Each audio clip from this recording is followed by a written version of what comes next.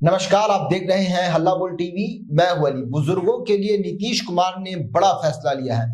आइए इस बारे में विस्तार से जानते हैं हल्ला बोल टीवी के संपादक दीपक शर्मा से। देखिए, 60 वर्ष से अधिक उम्र वालों को बिहार के नीतीश कुमार सरकार ने कई लाभ देने का फैसला किया है जी। और इससे बुजुर्ग लोगों को, जो सीनियर सिटीजन हैं, उनको बहुत सुविधा, बहुत मदद मिलेगी।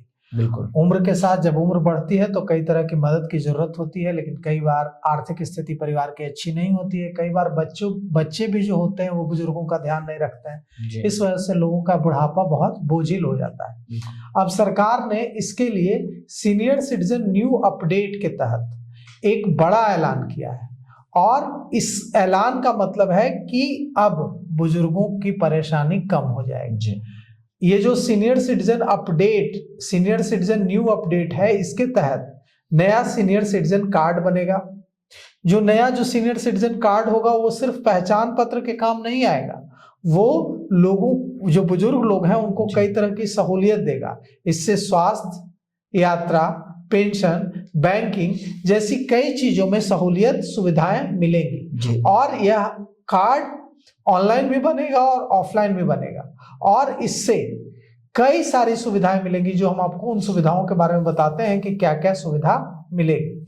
60 वर्ष से ऊपर के जो बुजुर्ग हैं उनको मुफ्त इलाज की सहूलियत दी जाएगी। देहात और दूर दराज के जो इलाके हैं उनमें मोबाइल हेल्थ यूनिट और टेलीमेडिसिन की सेवाएं उनको दी जाएंगी। साथ ही साथ बुजुर्गों को घर में ही जांच, दवा और डॉक्टर की सलाह भी मिल सकेगी। इससे बुढ़ापा बोझिल नहीं होगा, दुखमय नहीं होगा, बल्कि सुखमय होगा। साथ ही साथ जब वे सफर करेंगे, जो भी नया कार्ड बनाएंगे, न्यू सीनियर सिटीजन कार्ड, वो उनको रेलवे में, बस में और हवाई यात्रा में भी 30 से 50% तक किराए कम लगेंगे।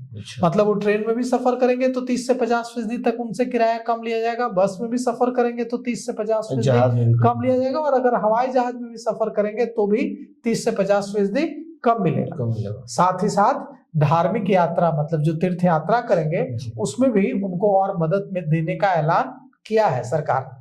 तो इस तरह वे तीर्थ यात्रा पर भी जा सकेंगे और इससे बैंकों में भी उनको प्राथमिकता के आधार पर जिस भी काम से बैंक में जाएंगे वहां उनके काम प्राथमिकता के आधार पर बैंक में किए जाएंगे और इससे बुजुर्गों को काफी मदद मिलेगी। इससे उनको एक तरह से जो असुरक्षा की भावना रहती है उनके अंदर, वो कम होगी और उनका हौसला बढ़ेगा। क्योंकि अभी बिहार में पलायन की वजह से क्या हो रहा है कि जो युवा हैं वो चले जा रहे हैं बाहर नौकरी रोजी रोटी की तलाश में, और उनके माता पिता, दादा दादी यहाँ रह जा रहे हैं गांव में, और उनकी देखभाल करने वाला भी कोई नहीं, वो बहुत दिक्कत में है।